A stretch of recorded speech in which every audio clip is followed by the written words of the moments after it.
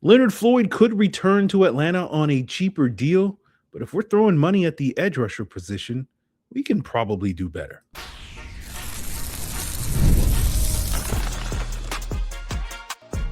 You are Locked On Falcons, your daily Atlanta Falcons podcast. Part of the Locked On Podcast Network, your team every day. Welcome back, everyone, to another episode of the Locked On Falcons podcast, which is part of the Locked On Podcast Network, now the number one sports podcast network in the world. And I am, of course, your humble host, Aaron Freeman, been covering the Atlanta Falcons for 2 decades, formerly at FalcFans.com, RIP. Still going strong here on this Locked On Falcons podcast, your daily Atlanta Falcons podcast.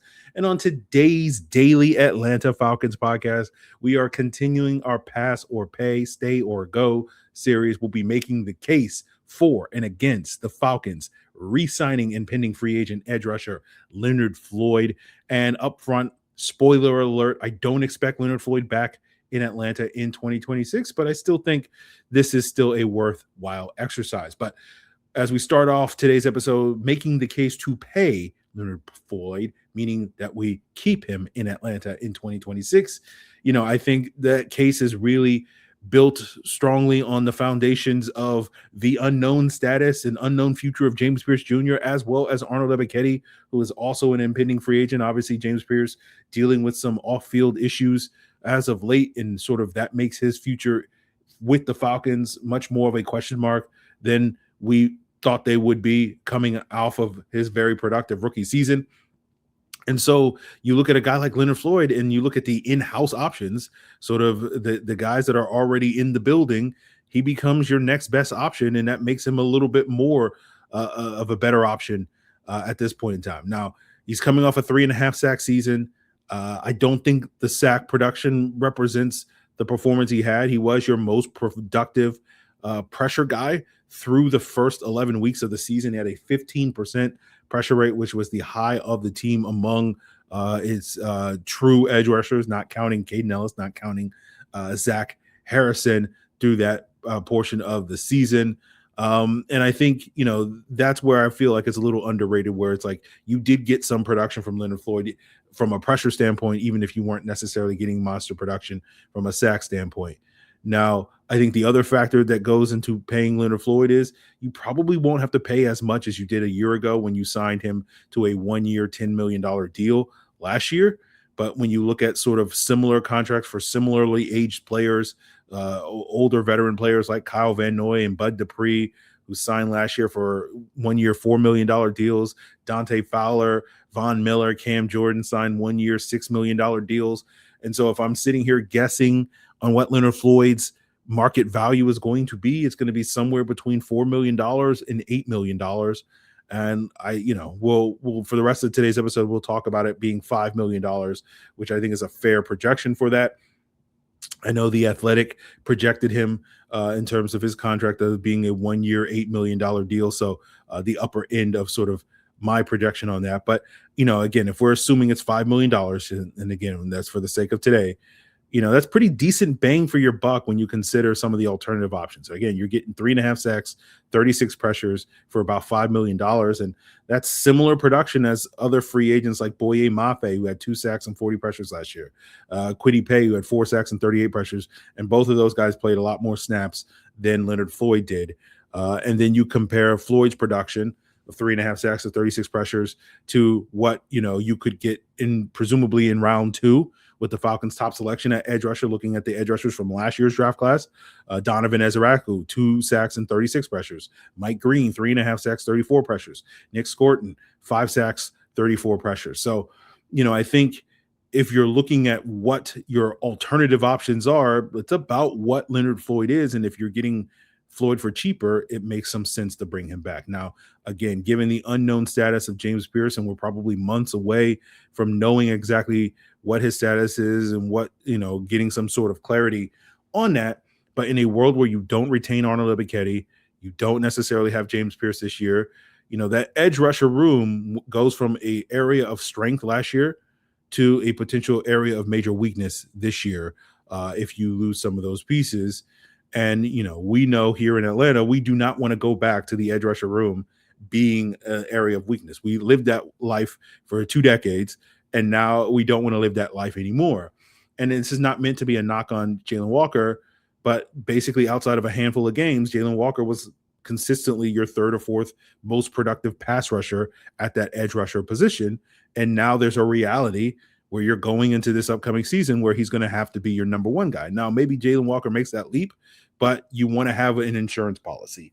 And if you're trying to, fill that void to sort of re-strengthen this edge rusher room, it's probably not going to be cheap for you to do, at least when it comes to proven players. We're using guys like Boye Mafe and Kwity Paye because they're younger guys that are in theory more affordable, but you look at their projections for their contracts. Kwity Paye is being projected by multiple outlets at about $10 million a year. Boye Mafe, I've seen in that $15 to $18 million a year range. You look at guys like Odafe Owe and Jalen Phillips, who are younger guys, but probably less affordable. Both of those guys' projections are north of $20 million. You could throw K'Lavon Chaisson in that $10 to $15 million mix. Malcolm Kuntz, similar price to sort of player, again, younger guys on that front.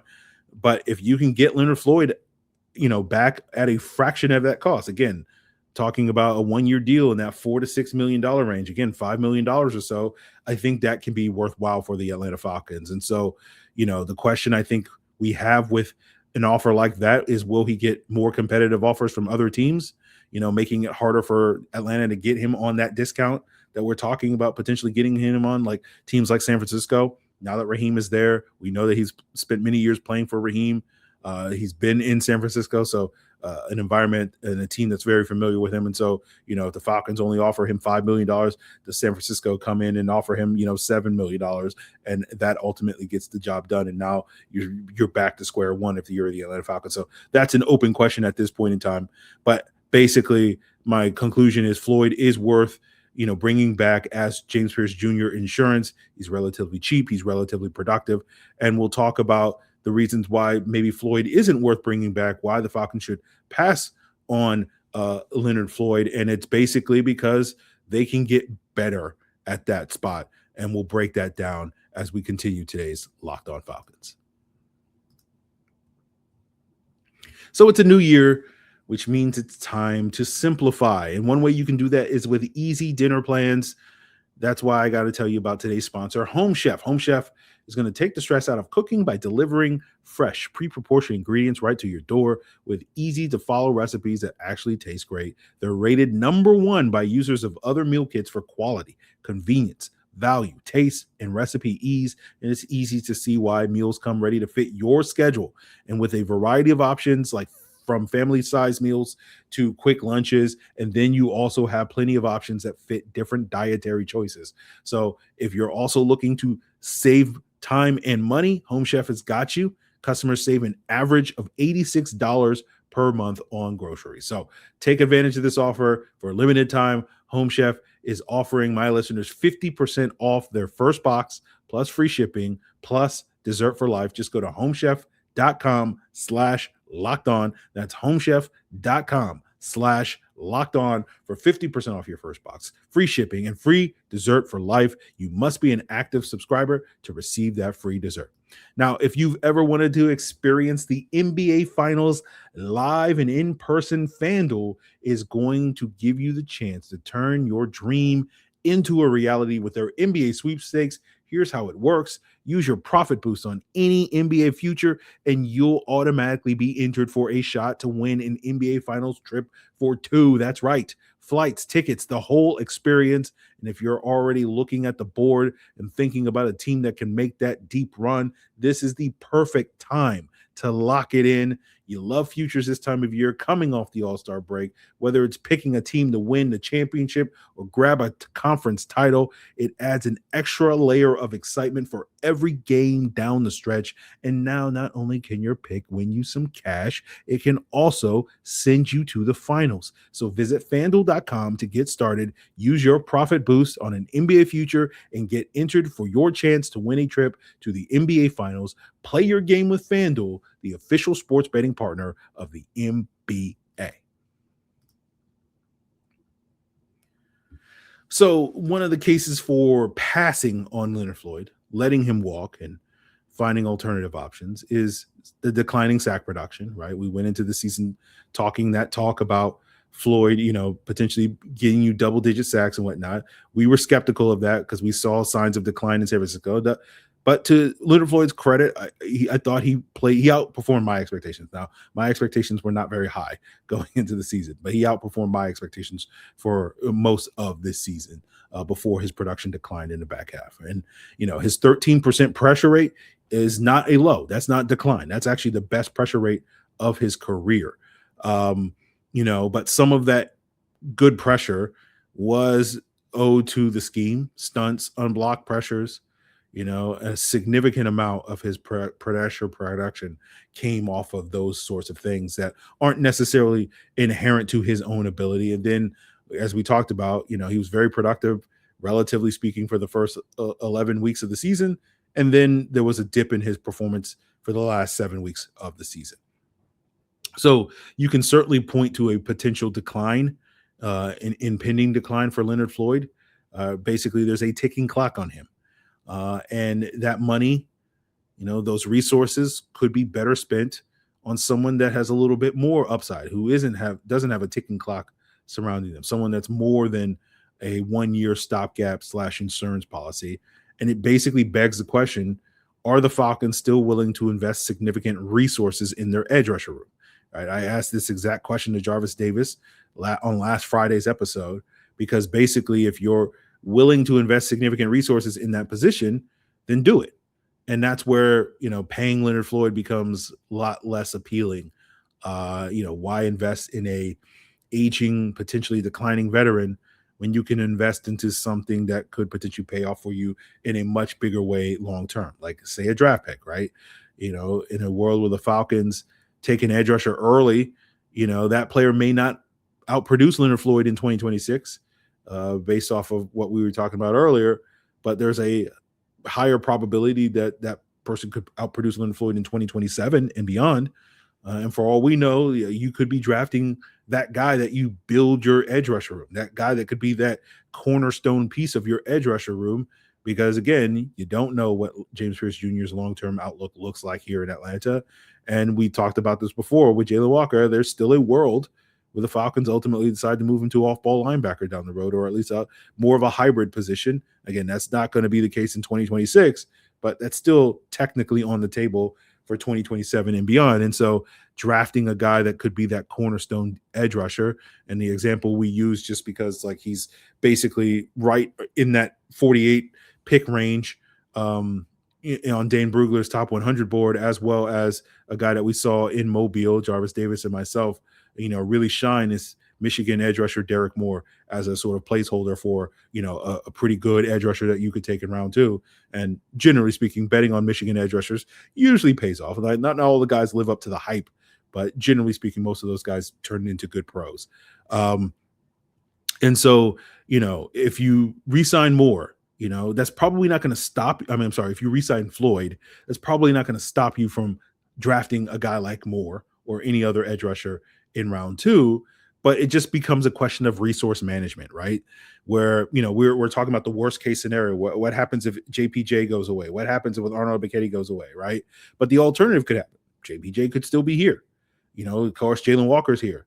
We're not really counting on Braylon Trice as a reliable option given his injury history. But what happens if he's finally healthy this year and playing well for you, right? And then you throw that premium that you put on a rookie into the mix. It's like, where does Leonard Floyd fit into that mix, right? He can still be a useful player, but there's the potential that if you have that stocked cupboard when it comes to your edge rusher room, he could start falling down the totem pole, right? And you're thinking maybe that $5 million that you spent on Leonard Floyd would be money spent shoring up other positions, right? Rather than adding a 5th edge rusher to the mix.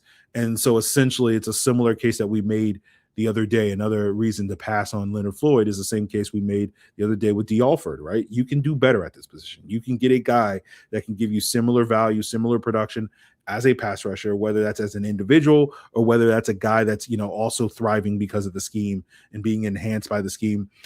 Plus, you can get a guy that in theory could bring a little bit more value in run support. We know that was an area of weakness for the Falcons for the first 2/3 of the season before things turned around in the latter half. And you kind of want to shore up that position so that you don't have to go back. You don't regress in terms of the run defense, in addition to concerns about regressing when it comes to the pass rush. So ultimately, I think I would bet on the Falcons passing on Leonard Floyd.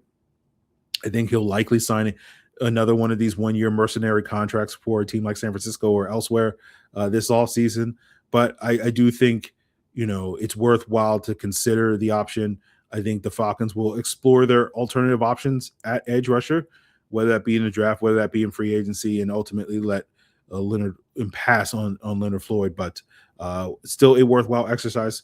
We still have a couple more to do. I think we'll probably get to the other old guy on the D-line as our next version of this. I don't know when that will be. David Onyemata will be that, but tomorrow's episode, our next episode here on Locked On Falcons, is going to be breaking down whatever we hear from Ian Cunningham and Kevin Stefanski during their combine pressers. See if we get any more nuggets of information since their introductory pressers about their vision, their plans, etc. So that will be your next Locked On Falcons. So continue to make us your first listen by checking us out on YouTube or wherever you listen to podcasts. Check out Locked On NFL, Locked On NFL Draft, Locked On NFL Scouting as your second listen in order to stay update on all things combine all week long. And of course, check out the Everydayer Club. There is no off season for the Everydayer Club. You get Locked On Falcons ad-free, premium Discord access, and so much more at the link in the description below at lockedonfalcons.supercast.com. It's all part of Locked On Podcast Network, your team every day.